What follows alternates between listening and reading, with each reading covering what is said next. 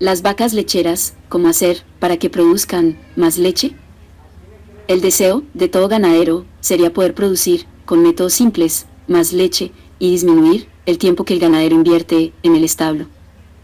Cuando se habla del tema del incremento en cantidad de leche a producir, la mayoría de personas centran su atención en el tema de alimentación. Muy pocos ganaderos enfocan este tema en cómo come la vaca y cuánto tiempo las vacas se acuestan después de comer.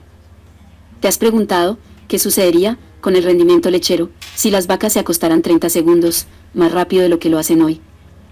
Una vaca en forma y sana se acuesta y pone de pie alrededor de 12 a 15 veces en el día.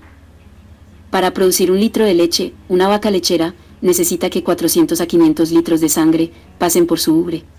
Si la vaca está acostada, este proceso puede ser 25% a 30% más rápido, según la ciencia.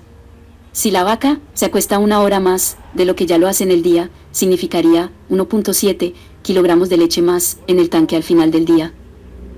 Si una vaca aumenta el tiempo de reposo, producirá más leche de la que ya produce. En muchos hatos ganaderos es posible aumentar el tiempo de descanso con media hora más por día. En algunas explotaciones se puede aumentar más tiempo. Como un plus, cuando una vaca lechera está acostada, estará más descansada, menos nerviosa, mostrará menores signos de estrés, las pezuñas se secarán más rápido y la presión sobre las pezuñas se reducirá.